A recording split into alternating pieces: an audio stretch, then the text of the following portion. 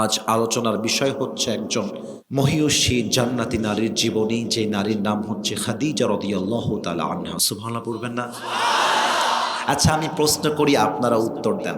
নবীজির সবচেয়ে অভাবের সময় যেই বউ সবচেয়ে বেশি সাপোর্ট দিয়েছিল, সেই বউটার নাম কি?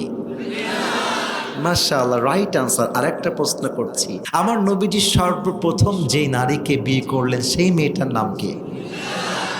পুরো মক্কার সমস্ত লোক যখন নবীজিকে অবিশ্বাস করলো, কেউ বিশ্বাস করলো না, একজন নারী নবীর উপরে সর্বপ্রথম ঈমান আনলো, সেই মেয়েটার নাম কি ছিল ভাইজান? রাদিয়াল্লাহু তাআলা আনহা। আমরা অনেকে ভাবি যে তাফসীর মাহফিলে খাদিজার জীবনী নিয়ে ওয়াজ করলে মনে হয় এটা আমাদের ধারার বাহিরে হবে। না না, আমার কি মনে হয় জানেন, খাদিজার জীবন যদি একজন মেয়ে স্টাডি করতে পারে, একজন মেয়ে যদি খাদিজাকে রোল মডেল হিসেবে মানতে পারে, রংপুরের পার্কে কোনো মেয়ে বোরকা পরে আর প্রেম করতে পারবে না। খাদিজাকে কোনো মেয়ে যদি একজন রোল মডেল হিসেবে মানতে পারে, ওই মেয়ে টিকটকে বোরকা খুলে উলঙ্গ হয়ে আর নাচতে পারবে না। খাদিজাকে কোনো মেয়ে যদি রোল মডেল হিসেবে অ্যাকসেপ্ট করতে পারে, সেই মেয়ে কোনোদিন স্বামীর চোখে চোখ রাঙিয়ে কথা বলতে পারবে না। খাদিজাকে কোনো মেয়ে যদি রোল হিসেবে অ্যাকসেপ্ট করতে পারে, ওই মেয়ে তার ফেসবুকের প্রোফাইল পিকচার হিজাব দিয়ে খুলে দিতে পারবে না। এটা বুঝতে হবে, এটা জানতে হবে তার জীবনী কেমন ছিল, তার ক্যারেক্টার কেমন ছিল, তার স্ট্যাটাস কেমন ছিল, তার আদর্শগত নৈতিকতা কেমন ছিল। এটা যদি আমরা জানতে পারি, নারী সমাজ পরিবর্তন হয়ে যাবে। আর নারীরা পরিবর্তন হয়ে গেলে আমার যুবকরা পরিবর্তন হয়ে যাবে। আচ্ছা, আমাকে একটা প্রশ্নের উত্তর দেন তো সবাই মিলে। আমি রংপুর শহরে গেলাম বাজার করতে, কথার কথা, it is just an example and nothing else. আমি উদাহরণ দিচ্ছি। আমি রংপুর শহরে গিয়ে দুইটা অপশন। এক, আমি গিয়ে দেখলাম অনেক মেয়েরা বোরকাহীন পর্দাহীন ঘুরে বেড়াচ্ছে। আমি যত বড়ই আদর্শওয়ালা মানুষ হই না কেন, মেয়েদের দিকে চোখ পড়লে পুরুষ হিসেবে চোখ আটকাবে, এটাই স্বাভাবিক। বলো, কেউ যদি বলে না এটা সত্য না, আমার চোখ আটকায় না, ওকে বলবা তুই তো বেটা হিজড়া, তোর তো অনুভূতিই নাই। যে পুরুষ দেখবা তোমার কিছু বন্ধু আছে, বলছে বন্ধু আমার না মেয়ে দেখলে কেমন যেন কোনো ফিলিংস কাজ করে না, বলবা বন্ধু তোকে হারবাল খাওয়া লাগবে, তোর চরিত্র না, তোর জায়গা মতো সমস্যা আছে, ঠিক কিনা বলো? তাহলে এক নাম্বার, বেপর্দা মেয়ে রাস্তায় হাঁটছে, আপনার চোখ পড়লো, আপনার ভেতরে চোখের জেনা হলো, এক নাম্বার। দুই নাম্বার, মেয়েরা খাদিজার জীবনী পড়ে বোরকাওয়ালি হয়ে গেল, পর্দাশীল হয়ে গেল। বাজারে গিয়ে দেখলেন সব মেয়ে এমন ভাবে বোরকা পড়েছে, হাত দেখবেন তো দূরের কথা, চোখটাও দেখা যায় না।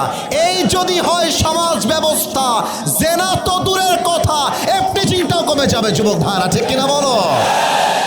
সেই নারীর জীবনী নিয়ে আজকে আমরা ডিসকাশন করতে চাই। প্রথম ভূমিকায় আমি যে বিষয়টি বলতে চাই, আল্লাহর রাসূল সাল্লাল্লাহু আলাইহি ওয়াসাল্লাম বলেছেন, আল্লাহ তাআলা দুনিয়াতে একজন নারীকে আরশে আজিম থেকে সালাম পাঠিয়েছেন। সেই নারী অন্য কোনো নারী নয়, সেই নারী আমাদের মা, আমাদের নবীজির প্রথম স্ত্রী খাদিজা রাদিয়াল্লাহু তাআলা আনহা। সুবহানাল্লাহ পড়বেন না আপনারা? খাদিজা রাদিয়াল্লাহু তাআলা এমন একজন আমাদের জন্য রোল মডেল, যার দ্বারাই আমাদের নবীজির বংশটা বিস্তার পেয়েছে। খাদিজার গর্ভে এসেছে ফাতেমা রাদিয়াল্লাহু তাআলা আনহা, তার গর্ভে এসেছে হাসান এবং হুসাইন রাদিয়াল্লাহু তাআলা আনহুমা।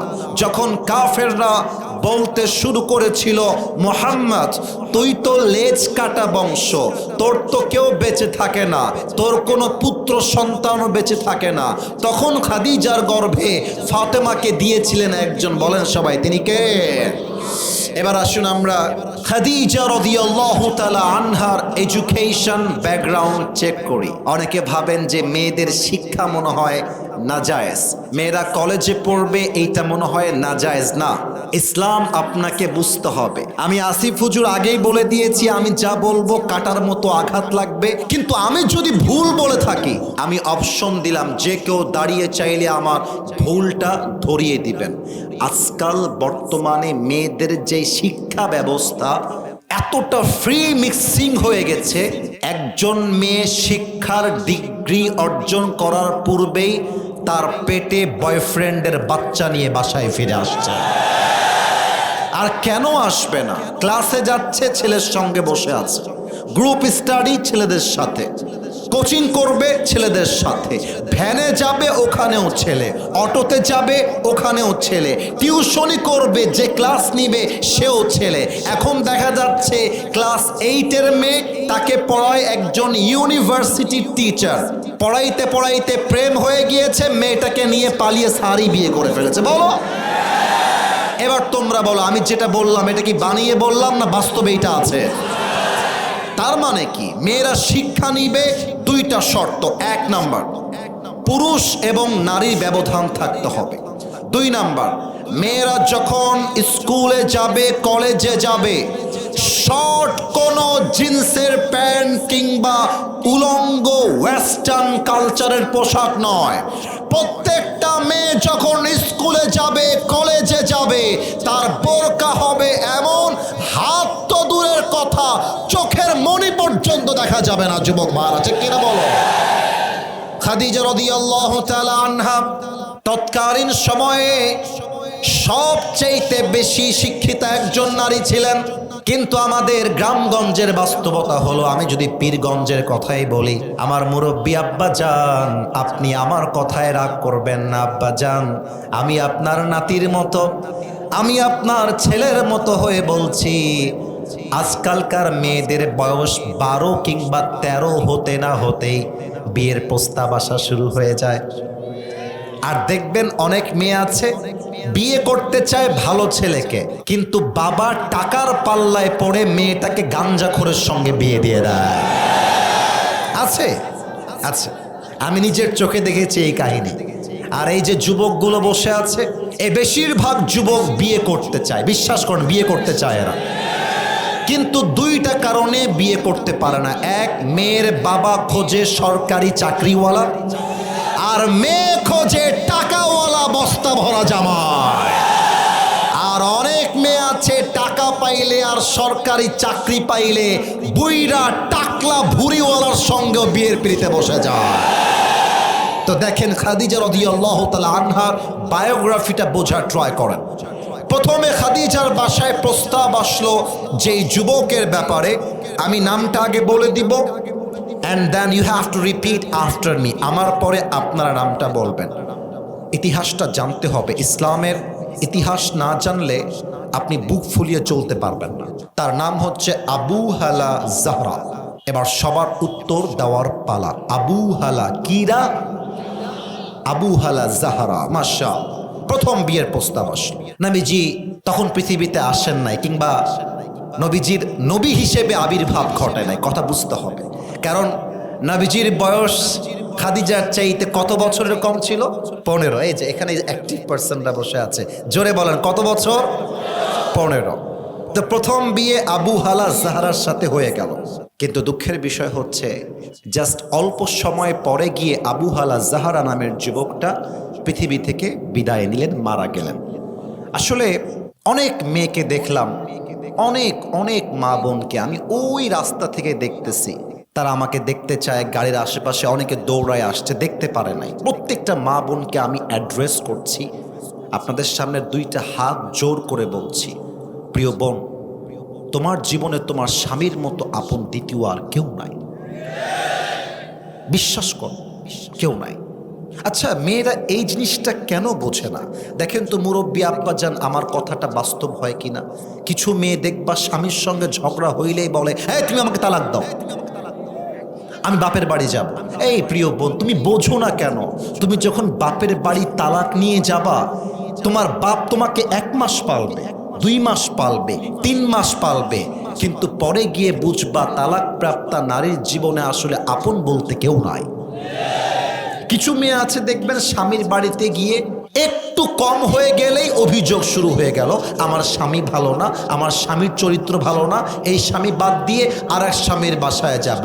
বোন আমার, স্বামীর সঙ্গে বেইমানি, চিটারি, বাটপারি করে কোনো মেয়ে তার জীবনে সুখী হতে পেরেছে এমন কোনো ইতিহাস পৃথিবীতে ঘটে নয়। প্রথম স্বামী মারা গেছে, খাদিজা এতটা কষ্ট পেয়েছে যা বলে বোঝাবার মতো ভাষা আমার কাছে নাই। অনেক দিন পরে আরেকজন যুবকের পক্ষ থেকে খাদিজার ঘরে প্রস্তাব আসলো বিয়ের ব্যাপারে। বিয়ে হয়ে গেল, তার গর্ভ থেকে একজন সন্তান আসলো, তার নাম হচ্ছে হিন্দ। বলেন সবাই কি? হিন্দ। ওই স্বামীটাও মারা গেল। কোথাও কোথায় রেওয়ায়াত আসছে এরপরে বিয়ে হয়েছে, ওইটা ডিভোর্স হয়ে গেছে। একটা লেভেলে এসে খাদিজা রাদিয়াল্লাহু তাআলা আনহা নিয়ত করলেন, হাদিসে আসছে তাকাররারা খাদিজা আন্নাহা লান তাতাযাওয়াজা মাররাতান Ukhra, she will never get married again। উনি বললেন আমি আর জীবনেও বিয়ে করব না, যদি কেউ চরিত্রবান হয়, আদর্শবান হয়, সেটা পরে গিয়ে দেখা যাবে। এবার খাদিজা রাদিয়াল্লাহু তাআলা আনহা একদিকে ডিভোর্সড, আর একদিকে তার স্বামী মারা গিয়েছে, তিনি বিধবা হয়ে গিয়েছেন। কয়েকদিন পরে সংবাদ আসলো একমাত্র সম্পদ তার বাবা বেঁচে ছিলেন, তিনিও দুনিয়ার থেকে বিদায় নিয়েছেন। একটা মেয়ের স্বামী নাই, মা নাই, বাপ নাই। এবার আপনারা উত্তর দেন, ওই মেয়েটার কি আপন বলতে আর কেউ আছে? উত্তরটা আসতে পেলাম যে মেয়েটার স্বামী নাই, বাপ নাই, মা নাই, ওর কি আপন বলতে আর কেউ আছে ভাই? কিন্তু দেখেন, কষ্টের সময় আপনি যত শক্ত হতে পারবেন, আপনি তত বেশি আল্লাহর প্রিয় বান্দা হতে পারবেন। তুমি ছ্যাঁকা খাওয়ার পরে যত স্ট্রং হতে পারবা, আল্লাহর কাছে তুমি তত প্রিয় বান্দা হয়ে যাবা। যুবক ভাইরা, ঠিক কিনা? আমার ছোট্ট একটা কবিতা মনে পড়ে গেল, আল্লামা ইকবাল রহমতুল্লাহি আলাইহি। আমি উর্দুতে বলবো মানে আপনারা বুঝবেন না তা নয়, আমার তো বিশ্বাস পীরগঞ্জবাসী বাংলা ভাষাও যেমন বোঝে, উর্দুও বোঝে, হিন্দিও বোঝে, অ্যাট দ্য সেম টাইম বিশেষ করে আমার যুবকরা ইংরেজি ভাষাও বোঝে। বলো? আচ্ছা, আমার কথা যদি উর্দুগুলো বুঝতে পারেন, এখন যেমন ঠিক বলছেন তখনও ঠিক বলে বোঝাবেন যে হুজুর আপনি একাই শুধু বোঝেন না, আমরাও বুঝি। আমি এই পয়েন্টটাকে বোঝাবার জন্য আল্লামা ইকবালের একটা কবিতা আপনাদের সামনে শেয়ার করতে চাই উর্দুতে। আল্লামা ইকবাল লিখেছেন, গম কে বাদ খুশি জরুর আতি হ্যায় और ये खुशी अपनी रब की तरफ से ही आती है। हर रात के बाद दिन की रोशनी जैसे छा जाती है, सब्र करने वाले बंदों को अपनी रब की तरफ से नेमत वैसे ही मिल जाती है। जो दुख में भी अपनी रब को याद करता है, रब उसका हाथ कभी नहीं छोड़ता। जो दुनिया से कुछ ना कहे बस अपनी रब से कहता है, उसकी दुआओं का जवाब हमेशा खामोशी में आता है। मेरे दोस्त, इसलिए जब तुझे मांगना हो तो उसी से मांग, जब तुझे पुकारना हो तो उसी को पुकार, और जब तुझे भरोसा करना हो तो उसी पर कर, क्योंकि भरोसे के काबिल, इत्मीनान के काबिल, यकीन के काबिल सिर्फ वही है, वो तेरा रब है, वो तेरा अल्लाह है। এবার বলেন ঠিক আছে কিনা? আল্লামা ইকবাল লিখেছেন, রাতের পরে দিন যেমন আসে, কষ্টের পরে সুখও তেমন আসে। কষ্টের কথা বউকে আগে বলতে যেও না, মাকে আগে বলতে যেও না, সবার আগে আল্লাহকে ডাক দাও, সেজদায় লুটিয়ে পড়ো। আমি এখন প্রশ্ন করব, জবাব দিবেন আওয়াজ দিয়ে। আমাদের সুখে দুঃখে, কষ্টে বিপদে আপদে ভরসা এক সত্তা, বলেন সবাই তিনি কে? আল্লাহ আমার রব। না, পীরগঞ্জবাসী এত আস্তে গাইতে পারে, আই ক্যান বিলিভ দিস। আর একবার ট্রাই করেন, আল্লাহ আমার রব, দমে দমে তনু মনে তারি অনুভব, তোমার দুনিয়াতে আমি যেদিকে তাকাই, অথই নেয়ামতে ডুবে আছি সবাই। পাখ পাখালির কণ্ঠে শুনি তাসবিহ কল রব, তাসবিহ কল রব। পড়েন, আল্লাহ আমার রব, দমে দমে তনু মনে তারি অনুভব। রবকে খাদিজা রাদিয়াল্লাহু তাআলা আনহা স্থির হয়ে বসলেন, ধৈর্যের সাথে, ভরসার সাথে। উনি হঠাৎ করে বেডে ঘুমিয়ে গেলেন রাতের বেলা। আচ্ছা, একটা প্রশ্ন করি, কথা কি বোঝা যায়? তো একটু জোরে বললে ভালো হয়। কথা কি আমার বোঝা যায় নাকি যায় না? আচ্ছা, আমরা যখন ঘুমিয়ে যাই, ঘুমের মধ্যে একটা জিনিস আমরা দেখি, ওইটার নাম কি? স্বপ্ন। কে বলতে পেরেছে আগে দেখি তো? স্বপ্ন, রাইট, আপনারা ধরে ফেলেছেন।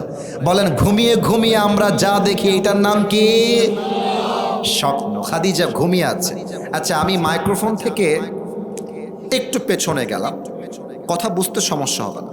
উনি ঘুমিয়ে আছেন ডান কাত হয়ে, স্বপ্নে দেখতে পারলেন আকাশে একটা চাঁদ উঠেছে। চাঁদ, উনি চাঁদটার সৌন্দর্য দেখে শি ওয়াজ কমপ্লিটলি সারপ্রাইজড, অবাক হয়ে দেখছিলেন এত সুন্দর চাঁদ হতে পারে।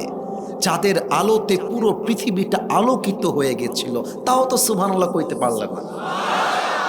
তো উনি চাঁদের দিকে, আমাকে একটু দেখেন তাহলে হাদিসটা প্র্যাকটিক্যালি বুঝবেন। চাঁদের দিকে অবাক হয়ে এভাবে তাকিয়ে থেকে চাঁদ দেখছেন। হঠাৎ করে দেখছে চাঁদটা আকাশ থেকে ভেঙ্গে ভেঙ্গে খাদিজার উপরে পড়ে যাবে, এমন একটা ভাব। আকাশ থেকে চাঁদটা খাদিজার গায়ে পড়বে। খাদিজা দেখে হালকা দৌড় দিয়েছে, এরই মাঝে ঘুম ভেঙে গেছে। আরে আল্লাহ, কি দেখলাম এইটা? চাঁদ ভেঙ্গে পড়ছে, চাঁদের আলোতে পুরো পৃথিবীটা আলোকিত হয়ে গিয়েছে। What is the meaning of this dream? মা তাবিরু হাদাল হুলম? এই স্বপ্নের ব্যাখ্যা কি হবে? বাস, স্বপ্নের ব্যাখ্যা জানার জন্য ঠিক সকালবেলা চলে গিয়েছে তার চাচার কাছে। চাচা হচ্ছেন একজন খ্রিস্টান পাদ্রী। চাচাকে ডাক দিয়ে বলছে, চাচা, আমি স্বপ্নে দেখলাম আকাশে এক বিশাল বড় চাঁদ উঠেছে। আমি যখন চাঁদটা চোখ দিয়ে দেখছিলাম, আমি খেয়াল করলাম চাঁদটা ভেঙ্গে ভেঙ্গে আমার বুকের উপরে পড়তে আসছে। আপনি আমাকে এখনই বলে দেন এই স্বপ্নের ব্যাখ্যা কি, এর ব্যাখ্যাটা কি হবে? এবার তার চাচা তাওরাত খুলেছে, ইনজিল খুলেছে। স্বপ্নের ব্যাখ্যা জানার পরে বলছে, খাদিজা, গুড নিউজ, তোমার জন্য এক বিশাল সুসংবাদ আমার কাছে আছে। খাদিজা বলছে, গুড নিউজ? এটা আবার কোন গুড নিউজ আমাকে বলেন তো? বলছে, শেষ নবী তোমার স্বামী হিসেবে তোমার জীবনে আসতে চলেছে। সুবহানাল্লাহ পড়বেন না আপনারা? ওয়া দীনুহু সায়ান্তাশিরু ফিল আলাম। এই যুবক হবে এমন এক যুবক, এই নবী হবে এমন এক নবী যার ধর্ম ইসলাম পুরো বিশ্বে শান্তির রাজ কায়েম করবে। আল্লাহু আকবার। আমার কি মনে হয় জানেন? এখানে বিএনপির লোক থাকতে পারেন, জামাত থাকতে পারেন, এনসিপি থাকতে পারেন, আওয়ামী লীগের ভাইয়েরা অনেকে আগে যারা করতেন তারাও থাকতে পারেন। আমার কি মনে হয়, আমি আমারটা বলছি, আপনি কি ভাবেন that is your personal point of view, এটা আপনার একান্ত ব্যক্তিগত চিন্তা। আমার চিন্তা, বিশ্বাস হলো আগামীতে ইসলামের পতাকা, কালেমার পতাকা জাস্ট বাংলাদেশের সংসদে নয়, আগামীতে কালেমার পতাকা ইনশাআল্লাহ আমেরিকার হোয়াইট হাউসেও পৌঁছায় যাবে। কোনো একদিন এদেশের আকাশে কালেমার পতাকা দুলবে, সেদিন সবাই খোদাই বিধান পে দুঃখ বেদনা ভুলবে। ঠিক কিনা বলে? সেদিন আর রবে না হাহাকার, অন্যায় জুলুম অবিচার, থাকবে না অনাচার দুর্নীতি কদাচার, থাকবে না অনাচার দুর্নীতি কদাচার, সকলেই শান্তিতে থাকবে। সেদিন সবাই খোদাই বিধান পে দুঃখ বেদনা ভুলবে। জাস্ট একটা লাইন যদি ইসলামকে ভালোবেসে থাকেন আমার সাথে গান। কোনো একদিন এদেশের আকাশে কালেমার পতাকা দুলবে, সেদিন সবাই খোদাই বিধান পে দুঃখ বেদনা ভুলবে। ঠিক কিনা বলে? খাদিজা রাদিয়াল্লাহু তাআলা আনহা যখন শুনলেন শেষ নবী আমার স্বামী হতে চলেছে, দিল মে লাড্ডু ফুট গয়া। বড় কপাল বলা ব্যাপার তো, আমি হব নবীজির প্রথম স্ত্রী। আচ্ছা, এটা তো অনেক বড় সুসংবাদ।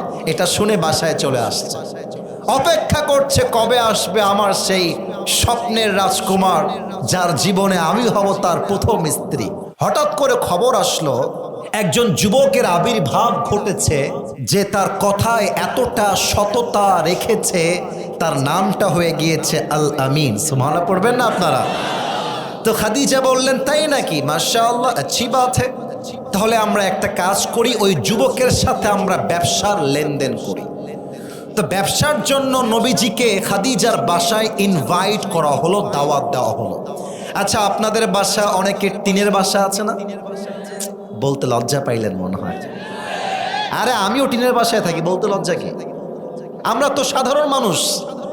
আমার তো মনে হয় এখানে 100% লোক আমরা আছি, আমরা সবাই মধ্যবিত্ত পরিবারের সন্তান, ঠিক কিনা? বলতে লজ্জা নাই। আমাদের টিনের বাসা আছে না? আচ্ছা, ওই টিনের বাসাতে দেখবেন এক রুমের সাথে আরেক যে রুমটা অ্যাটাচড থাকে, দেখবেন মাঝে মাঝে রুমের মাঝখানের যে দেওয়ালটা জানালা থাকে, থাকে না? আবার দেখবেন এটা হচ্ছে রাস্তা, এইটা হচ্ছে বাসা। রাস্তা দিয়ে যখন যাবেন দেখবেন রাস্তার পাশেই যে বাসাটা, ওই বাসার দেওয়ালে জানালা আছে। আমি কি ভুল বললাম না ঠিক বললাম?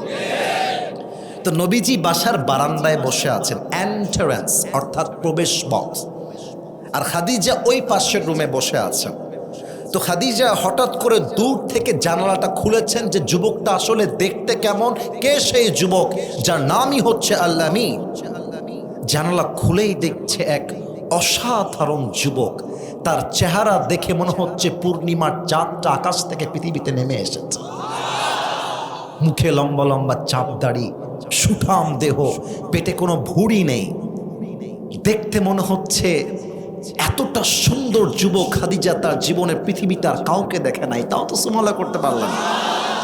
এত সুন্দর নবীজির দাড়ি। আচ্ছা, একটা কথা আলোচনার বাহিরে বলেই ফেলি, আমি এই যে দাড়িটা রেখেছি, আমাকে দাড়ি থেকে আনস্মার্ট লাগতেছে না? এটা না বললে আমার একটা ভাই সম্মানের ব্যাপার আছে।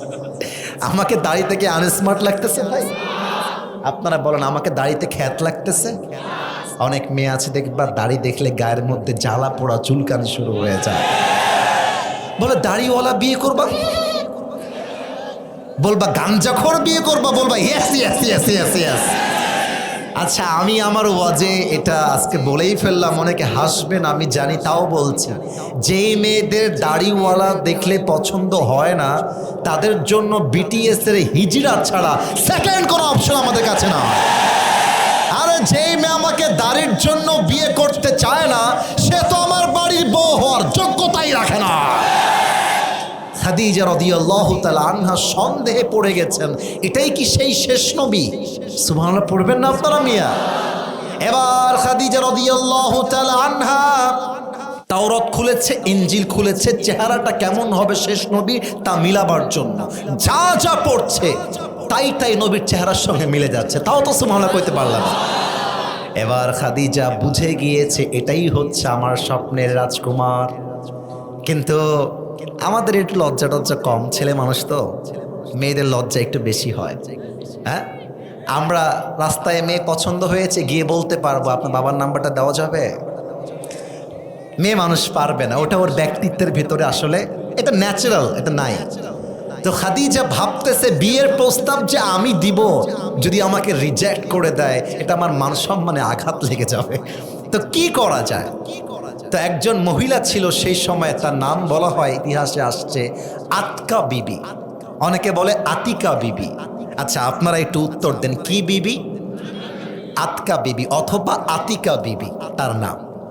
তো তাকে ডেকেছে, ওই মহিলাকে ডেকেছে খাদিজা, ডেকে খাবার দিতেই আছে, হাদিয়া দিতেই আছে, ওই মহিলাও খাইতেছে। কিন্তু ভাবতেছে কি রে, হঠাৎ করে এত আদর সোহাগ বেড়ে গেল, ব্যাপারটা কি? মহিলা বুঝে গেছে দাল মে কুছ কালা তো জরুর হ্যায়। তো খাদিজাকে বলছে, মা লাকা ইয়া Khadija, what happened, what's wrong with you? কি ব্যাপার, এত খাওয়াচ্ছেন, এত গিফট দিচ্ছেন, বাত ক্যা হ্যায়, মতলব ক্যা হ্যায়, ইয়ে মুঝে বাতাইয়ে, কি ব্যাপার, ব্যাপারটা কি বলেন? তো আতকা বিবিকে বলতেছে, দেখেন বেসিক্যালি আমার একজন যুবককে পছন্দ হয়েছে বিয়ের জন্য, তা আমি তো প্রস্তাব করতে পারবো না, আপনি একটু আমার পক্ষ থেকে প্রস্তাবটা ওই যুবকের কাছে পৌঁছায় দেবেন। আক্কা বিবি বলছে, ও আচ্ছা এ বাত হ্যাঁ, এই জন্য এত হাদিয়া এত খাবার। ওকে খাদিজা, আপনি টেনশন করবেন না, আমি আপনার ঘটক হয়ে গেলাম, আজকে আমি আপনাকে বিয়ে দিয়েই ছাড়ব। এবার আতকা বিবি নবীজির বাসায় আসছে। নবীজি তখন নবুয়ত পান নাই, জাস্ট 25 ইয়ার্স ওল্ড, 25 বছর তার বয়স। নবীজির বাসায় এসে গেটটা নক করেছে। নবীজি গেটটা খুলে দিয়েছেন। বলছে, আপনি কে?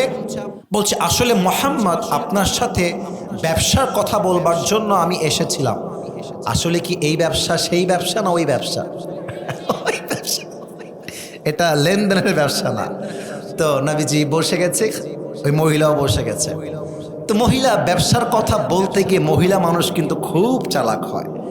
কথা বলতে বলতে বলতে বলতে, আচ্ছা মোহাম্মদ, তোমার বয়স তো মাশাআল্লাহ 25 হয়ে গেছে, দেখতেও সুন্দর আছো, সবই ঠিকঠাক, তুমি বিয়ে করো না কেন? তো নবীজি যেই জবাবটা দিয়েছে, এটা প্রত্যেকটা যুবকের মনের জবাব।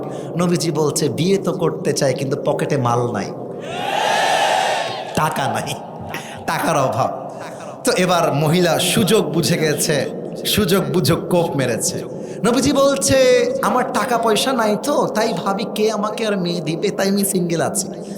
তো ওই মেয়েটা বলতেছে, মহিলাটা, আচ্ছা টাকারও সমস্যা, ডোন্ট ওয়ারি, আমার কাছে এমন এক পাত্রীর সন্ধান আছে, যেই পাত্রীকে বিয়ে করলে টাকা পয়সা কিছু দেওয়া লাগবে না, বরং সেই তোমাকে আরো টাকা পয়সা দিবে। সুবহানাল্লাহ পড়বেন না? 2 নাম্বার, তাকে বিয়ে করলে তোমার কোনো বাড়ি ঘর দেওয়া লাগবে না, তার নিজের বাড়ি আছে। 3 নাম্বার, তাকে বিয়ে করলে তোমাকে ব্যবসা করে ইনকাম করতে হবে, বাধ্যতামূলক নয়, তার নিজেরই আলাদা ব্যবসা আছে। তাও তো সুবহানাল্লাহ কইতে পারলেন না আপনারা? নবীজির মনে সন্দেহ ঢুকে গেছে, কি রে, এটা কি সেই খাদিজা নাকি? কারণ নবীজি খাদিজাকে আগের থেকেই পছন্দ করে। তো নবীজি চুপচাপ বসে আছে, বলছে, আচ্ছা ওই মহিলার নাম কি, আমার কম তো একটু। তো মাথা নিচু করে বলছে, হ্যাঁ দিহি হিয়া খাদিজা, তার নাম হচ্ছে খাদিজা। নবীজি কিন্তু অলরেডি লাড্ডু ফুটে গেছে, আরে খাদিজার পক্ষ থেকে বিয়ের প্রস্তাব আসছে। কিন্তু শিক্ষা আছে যুবক ভাইরা, মেয়েরা প্রস্তাব দিলেই, অনেক ছেলে পেলে তো মেসেঞ্জারে একটা হাই পাইলে সালাম কালাম দিয়ে তুল কালাম করে ফেলে। আরে বেটা, ওটা তোর বন্ধুর ফেক আইডি রে বেটা, বোঝে না, নতুন নতুন। শোনো, আছে অনেক বন্ধু আছে, নিজেই মেয়ের নামে আইডি খুলে ওর বন্ধুকে নক দেয়, কয়েকদিন কথা বলার পরে বলবে, ভাই একটু ফ্লাক্স লোড দেওয়া যাবে? ভালো সবাই আছে না? নাই? তো যাই হোক, আমি যেটা হাদিসের কথা বলছিলাম, let's come to the main point. তো আল্লাহ রসুল একটু অ্যাটিটিউড দেখাচ্ছেন, একটা স্ট্রং ব্যক্তিত্বের প্রভাব আছে না। বলছে, ও আচ্ছা আচ্ছা, ওই যে ওই মহিলাটা যিনি ব্যবসা করেন, আমার সাথে ওনার ডিল আছে একটা। বলছে, হ্যাঁ হ্যাঁ সেই খাদিজা। বলছে, ঠিক আছে, ভেবে দেখতে হবে একটু। ভাব, অ্যাটিটিউড, ব্যক্তিত্ব। সঙ্গে সঙ্গে পটে গেলে তো বুঝে ফেলতো এই তো লোভী মানুষ, এ তো টাকার পাগল। কথা ঠিক আছে কিনা বলেন সবাই আপনারা? মুসলমানদের ব্যক্তিত্ব থাকতে হবে। ছেলে পেলে কলেজের সামনে গিয়ে মেয়েদের পেছন লাইন মেরে বেড়ায়। আরে বেটা, তুই তোর ক্যারিয়ারে ফোকাস করবি, তুই আকাশচুম্বী মর্যাদায় যাবি। যেই মেয়ে তোকে ছেড়ে যাবে আজকে, আগামী 27 সালে এই মেয়ে তোর পেছন লাইন ধরবে বিয়ের জন্য। নবীজি বলছে, আচ্ছা খাদিজা, ঠিক আছে, আমার চাচা আছে, চাচার নাম হচ্ছে আবু তালেব, আপনি যান, আমি চাচাকে ডেকে কথাবার্তা বলে যদি ভালো লাগে আমরা আপনাদের বাসায় আসবো। আবু তালেব আসছে নবীজির কাছে, বলছে, চাচা মেরি শাদি হোনে ওয়ালি হ্যাঁ, আমার বিয়ে হয়ে যাবে, আমি মেয়ে পছন্দ করে ফেলেছি, করব, আপনার মতামত লাগবে তা না, আমি বিয়ে করব, আপনি একটু হেল্প করেন। দেখেছেন ব্যক্তিত্ব কাকে বলে? আজকালকার ছেলে পেলে বাপের পায়ে ধরে, আব্বা আমাকে বিয়ে দাও আব্বা। আরে বেটা, তোর কাছে টাকা থাকবে এত বেশি, তুই বিয়ে করে এসে বলবি, আব্বা এই তো তোমার বউ নিয়ে আসছে, সালাম দাও। কথা ঠিক আছে কিনা বলো যুবক ভাই? নিজের কামাই নাই, টাকা নাই, ধান্দা নাই, ব্যবসা নাই, বাপের পায়ে ধরে। আরে বেটা, তোর বাপ তোরে চালায়, তোর বউকে কেন চালাবে? আমি বিয়ে করব আমার ইচ্ছায়, আমার বউ চলবে আমার টাকায়, ঠিক কিনা বলো? আবু তালেব বলছে, মোহাম্মদ চিন্তার বিষয় নাই, চলো আমরা যাই পাত্রীর বাসায়। এবার নবীজি এবং চাচা দুইজন মিলে খাদিজার বাসায় আসছে। খাদিজা চুপচাপ বসে আছেন, ওদিকে দেখতেছে দূর থেকে। এবার আল্লাহ রাসূল সাল্লাল্লাহু আলাইহি ওয়াসাল্লাম বিয়ের ব্যাপারে বলেছেন, আপনারা যে প্রস্তাবটা দিয়েছেন আমি এই প্রস্তাবে রাজি আছি। সুবহানাল্লাহ পড়বেন না আপনারা? কিন্তু আবু তালেব মনে করেন আমার পাশে আমার ভাই যে বসে আছেন না, নবীজির পাশে আবু তালেব বসে আছেন। এটা গোল টেবিলের বৈঠক আর কি। আপনাদের গ্রামগঞ্জ যখন বিয়ে হয় দেখবেন পাত্রীপক্ষও থাকে পাত্রপক্ষও থাকে, থাকে না ভাই? দুই পক্ষ থাকে। এই যে যেমন টেবিল দেওয়া আছে, টেবিলে দেখবেন মাঝে মাঝে বসে গল্পও করে। তো আবু তালেব নবীর পক্ষ থেকে দাঁড়িয়ে গিয়েছে। খাদিজার যে আত্মীয়রা আছে সবাইকে ডেকে বলছে, আমার এই যে ভাতিজা, ওর কাছে টাকা পয়সা নাই, কিন্তু ওর যে আদর্শ, ওর যেই চরিত্র, এই চরিত্রের মানুষ এই পৃথিবীতে দ্বিতীয় আর কেউ নাই। আমার পক্ষ থেকে আমি আমার ভাতিজার মোহর হিসেবে 20টা উট খাদিজাকে দিব বিয়ের মোহর হিসেবে। Do you agree? আপনারা কি একমত আছেন? খাদিজা বলছে কিছু না দিলেও আমি বিয়ে করতে রাজি। তাও তো সুবহানাল্লাহ কইতে পারলাম না। এবার বিয়েটা হয়ে গেল নবীর সঙ্গে খাদিজা। এখন বিয়ে হওয়ার পরে তো ওয়ালিমা লাগে, খাওয়াইতে হয়। বরপক্ষ কনে পক্ষ এক জায়গায় আছে, কিছু খাওয়া খাইয়ে লাগে না ভাই? এটা মেহমানদারি আছে না ভাই? তো নবীজি খাওয়াবে কি? নবীর কাছে তাও টাকা নাই। বউ হইলে এমন বউ হইতে হয়। খাদিজা বলছে, আমাকে যে 20টা উট মোহর হিসেবে দিয়েছেন আমার স্বামীর পক্ষ থেকে, এই 20টা উট এখনই জবাই করে মেহমানদেরকে খাওয়ায় দেন। সুবহানাল্লাহ। এবার যখন বিয়ে হয়ে গেল, বিয়ের পর নবীজি বাসর ঘরে ঢুকেছেন। কেউ লজ্জা পাবেন না, আমি হাদিসটা বোঝাবার স্বার্থে বলছি। খাদিজা রাদিয়াল্লাহু তাআলা আনহা বাসর ঘরে চুপচাপ মাথায় ঘোমটা দিয়ে বসে আছেন। আল্লাহর রাসূল সাল্লাল্লাহু আলাইহি ওয়াসাল্লাম বাসর ঘরে ঢুকেছেন। প্রথমে খাদিজাকে নবীজি নিজেই সালাম দিয়েছেন। সালাম দেওয়ার পরে খাদিজার ডান দিকে এসে বসে গেছে। সালাম দেওয়ার পরে নবীজি কি বলবে কিছুই খুঁজে পাচ্ছে না।